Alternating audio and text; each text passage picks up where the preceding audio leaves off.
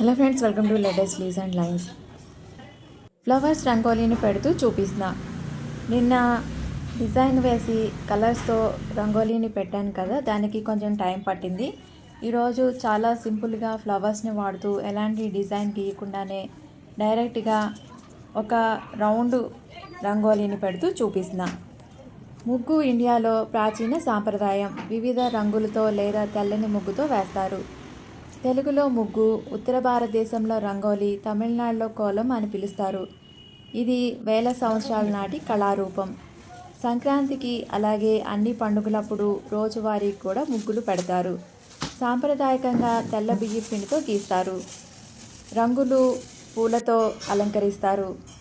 ఇంటికి శ్రేయస్సు, అందాన్ని తీసుకురావడం, చెడును దూరం చేయడం, ఏకాగ్రతను పెంచడం, మానసిక ప్రశాంతతను ఇస్తుంది. ముగ్గులు వేయడం వల్ల స్వచ్ఛమైన గాలిని పీల్చడం, కలర్స్ థెరపీ వల్ల మానసిక ఆరోగ్య ప్రయోజనాలు ఉంటాయి. ఈ రంగోలీ మీకు నచ్చుతుందని అనుకుంటున్నా. మీరు కూడా ట్రై చేయండి. చాలా సింపుల్గా ఈ రంగోలీని పెట్టేయచ్చు.